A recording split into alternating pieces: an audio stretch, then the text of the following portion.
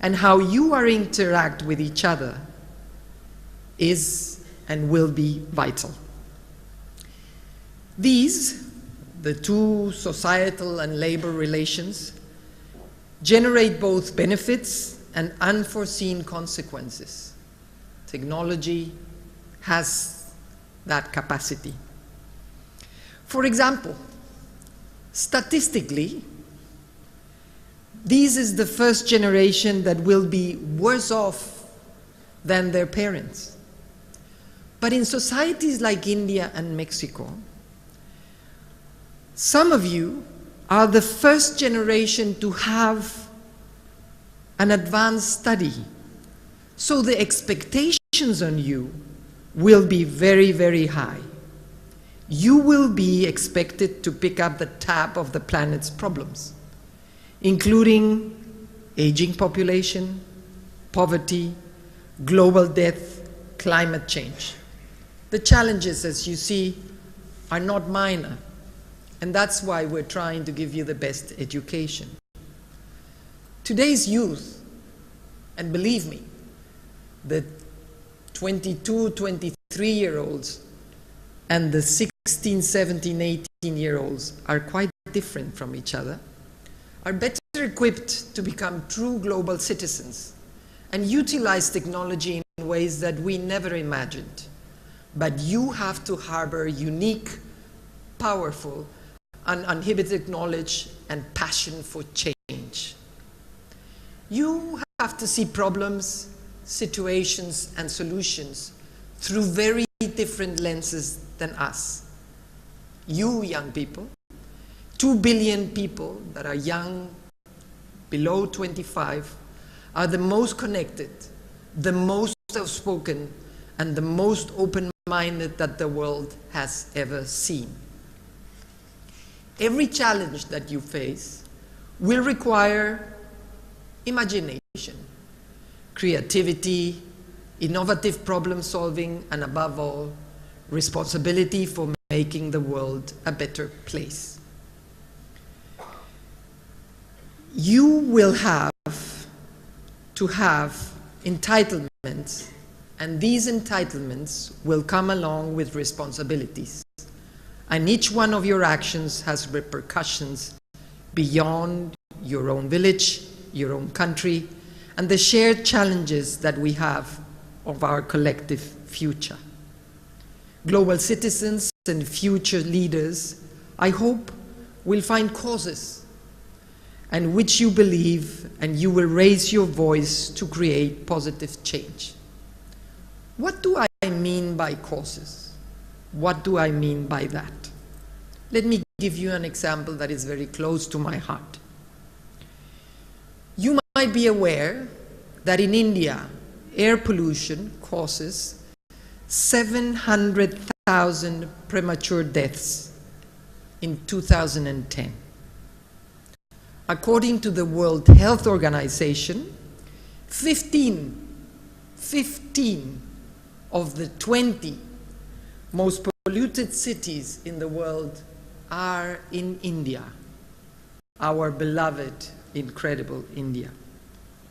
I think that all of us should reclaim our undeniable right to breathing. Air is the most democratic thing in the world. It doesn't know anything about gender, caste, religion, position, wealth.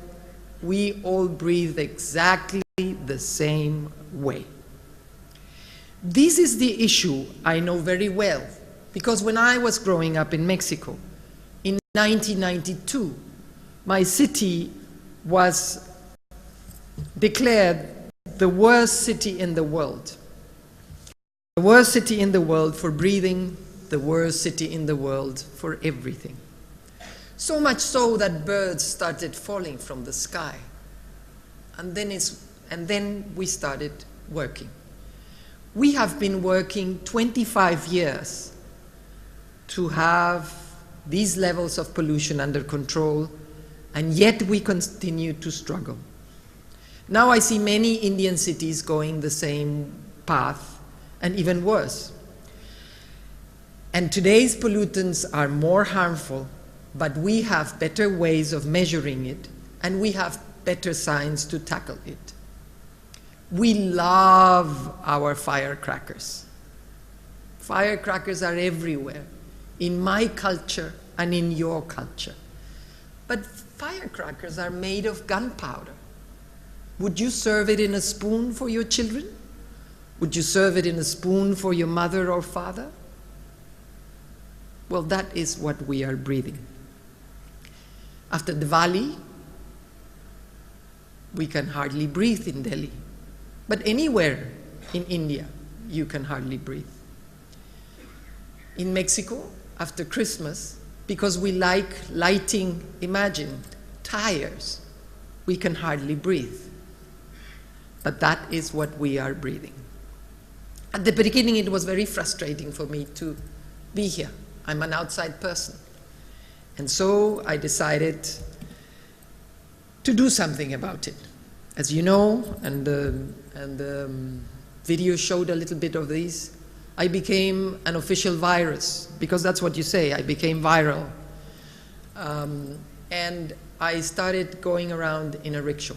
That is my official vehicle, and that was, of course, with Mexican motif and decorated by a Mexican street artist, and it became a media success. A media success. I have a problem with that, but that is also the reason why I'm here. I was not expecting that. My whole idea was to promote Mexico and to make a difference. During the interviews, many of them, believe me, the biggest question was, why? Why? Why? Why would you take a seemingly extravagant action? Extravagant action, they call it, when millions of Indians use a rickshaw every day to transport themselves. My primary motivation, of course, was to promote Mexico, but also to use the rickshaw to have a voice of something that I care for. My rickshaw today is a third of my car and a fifth of my diesel car. Creating positive change has to come from more local, more personal space. We need more awareness that global problems like climate change actually needs zillions of local solutions all over the world. In an ever-changing world, being a leader and trying to make a difference can be a challenge. And here, I excuse myself from the dais because the next part is really for the students. In my personal experience, I will give you some advice of my personal experience, because it's about you becoming leaders. And only when I'm closer to you, I can talk about that. Be good listeners. You would be surprised how much you learn by looking at the body language of others. Listening is the key to negotiation. It will teach you many things. Seek balances in your teams. Diversity of personalities, points of view are enriching. Not everybody thinks like us. Make it a point to include the balance of gender. We say that once, again and again and again. Why should there be the same number of girls and the same number of boys, or men or women, regardless of your age? Why? Not only because it's fair, not only because it's right, not only because it's just, but more than that, you will find that gender equality is also in the interest of everyone. Men and women have complementary talents, and that will give you better outcome in the entire team.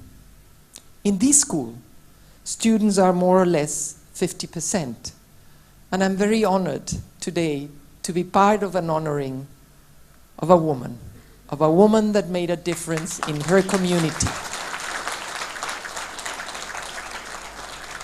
of a woman that is the daughter of this area, and that is an example. Let me give you a very unsettling statistic, and let me give this statistic to the men that are here. In 1988, the World Labor Organization made a study of women in work. Every woman works, but not every woman is in the labor force. Every woman works, from morning to night, but we don't regard them in the workforce. In 1988, this study was made in many countries in the world. India and Mexico had more or less the same percentage of women in labor force. 35% of every woman between the age of 15 and 64 were working and getting paid. In 2015, this study was done again. What happened was astounding. We have more girls coming to school. If you look back, just all the girls in the back, it doesn't matter if they're on the left or on the right, just put up your hands. All the ladies, all the girls, come on. Look back and see all those hands that are up from girls that are going to school.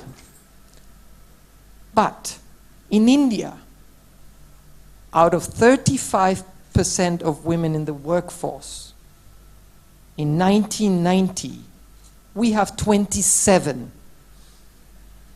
It has gone down of girls, women staying in the workforce, while in Mexico, we have 50%. I'm not saying that we are better than you. I'm saying that we could do better in India. And that, I say in front of you. 35 in 1990, 27 in 2015. But let me go back to my advice. Leadership, as I said, seek balance in your teams. Be respectful for people's opinion. Not everybody thinks like us. If you respect everybody's opinion, even when you disagree with them, they will also respect yours. Be gentle. You don't have to be rough to be strong. Very different. Be gentle. You don't have to be rough to be strong. Leadership comes from confidence. You have to build your confidence from within. And I know that this is very difficult and very challenging in this time where appearance is everything, where selfies and Instagrams only give the better face of us. If I have a pimple, if I see myself fat, if I see myself too slim, believe me, confidence comes from within. When you start loving and respecting yourselves, other people will follow. Do not envy what others have. It doesn't matter what others have. Jealousy is a worthless passion that takes away a lot of energy for pursuing your own objective. Be grateful for the countless good things that you have and the blessings in your life. You can pursue your dreams. Be courageous. It doesn't matter how far away they seem. Be resilient. Learn to cope with life as it comes. Even if you don't like your math teacher, or your statistic teacher, or your whatever teacher, even if your brother or sister are pain in the neck sometimes. Be resilient. The people we interact with daily do not always treat us fairly, or do not always treat us the way we want to. But we cannot change them or their behavior. But we do have choices on how we let other people's behavior affect us.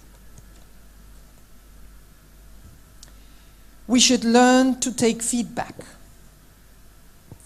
from others, what they think, always in a positive sense, only to help us provoke and improve ourselves. Walk the talk. Teach by doing yourself. It is not always comfortable to be in my auto. Sometimes it is hot, very hot. Sometimes it is cold, very cold in Delhi. Sometimes it is noisy and polluted. But if you don't become an example, then what? The world is dire, in need of us doing just that. Acknowledge different skills, your different skills, the many versions of yourself that you can be. We want you to become well-rounded people with an inner complex life, resourceful, that have different activities besides work. The beauty of you is the fun to try and defy yourself.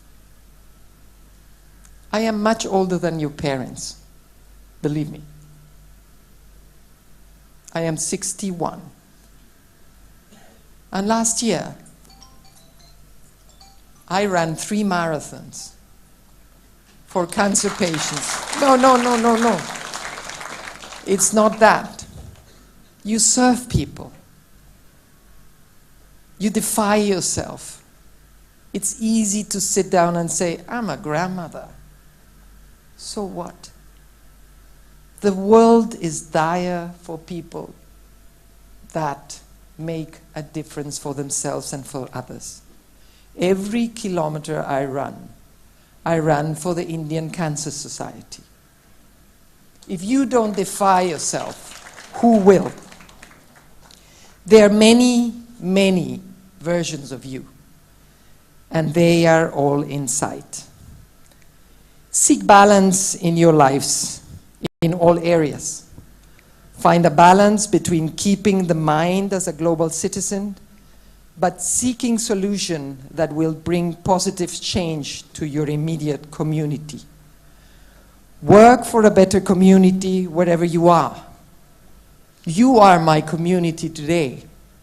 Today I work for you. Engage with it, but retain your love and respect for your roots. And as Sri Parishudvanadar said, vision is seeing the invisible. Giving it shape is wisdom. Let the knowledge and the wisdom we tried to teach you, let the knowledge and the wisdom that you acquired here become your wings. Thank you. What an insightful speech. Ladies and gentlemen, please put your hands together for the wonderful speech. Hola, ma'am. Buenos dias. Mucho gusto. To preserve the legacy of the late Sri A.Y.S.P, whose contribution to the social service and education is evident from his deeds.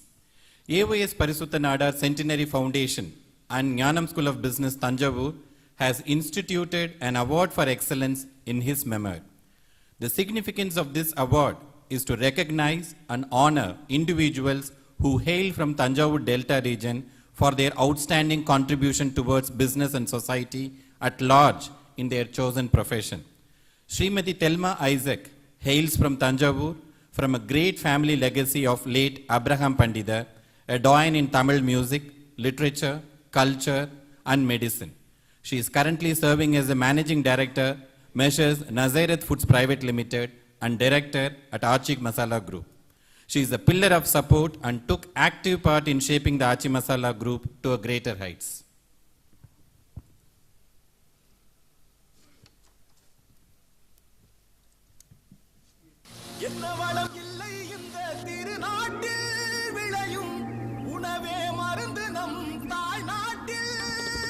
சிவப்பு நிறமும் காரம் கொண்டது ஆச்சி மிளகா நம் உடல் நலனை காக்கும் ஆச்சி மிளகா அழகா பட்டு போல மென்மையாய் ஆச்சி தனியா சர்க்கரை நோயை இது விரட்டும் தனியா உணவில் நல்லதை சேர்த்தால் ஆரோக்கியம் ஆச்சி மசாலா இதுவே வைராக்கியம் மசாலா பொருட்களில் மருத்துவ குணங்களை பாதுகாக்கும் உங்கள் நிறுவனம் ஆச்சி மசாலா.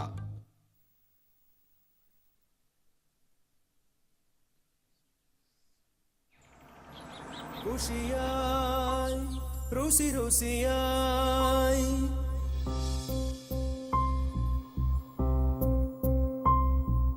குஷியாய் ருசி ருசியாய் சுவையாய் ஏற்கையின் பொற்காலம் இனிதே ஆரம்பம்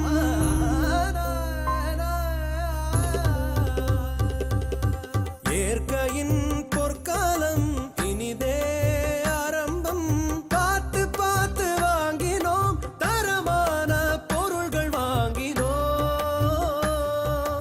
இனி ஒரு விதி செய்வோம் ஆச்சி மசாலா வாங்குவோம் இனி ஒரு விதி செய்வோம் ஆச்சி மசாலா வாங்குவோம் உங்கள் ஆரோக்கியம் எங்கள் லட்சியம்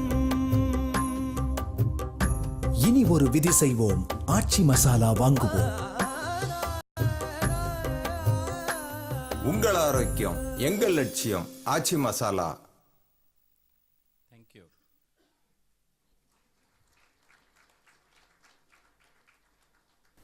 Her business acumen, recipe making, sourcing of materials, and business know-how are noteworthy for the company's contribution. She is a BA graduate from Madurai Kamaraj University, Madurai. Srimati Thelma Isaac is one of the high-profile women entrepreneurs in India. Her contribution to entrepreneurship, women empowerment through employment and societal service need a huge recognition. She has been endowed with various awards, including the prestigious Magalir Virudu.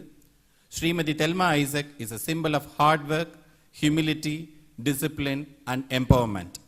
Madam, it's a privilege and sheer delight to have you here as a recipient of the 6th A.Y.S.P Award for Business Excellence. I request Her Excellency Ms. Melba Priya to honor Srimati Thelma Isaac with a shawl and present the award in the presence of the august gathering.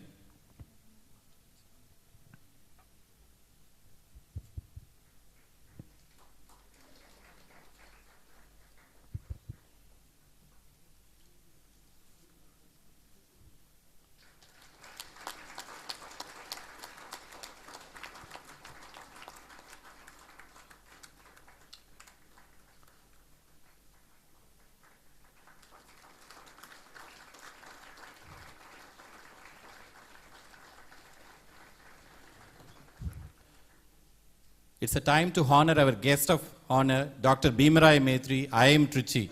I kindly request Dr. S.P.S. Arulda, CEO GSB, to honor the guest with a shawl.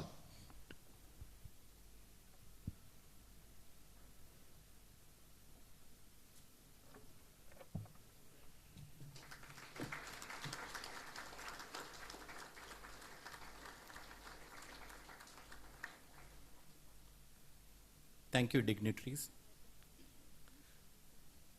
May I now request Srimati Thelma Isaac to deliver the acceptance address.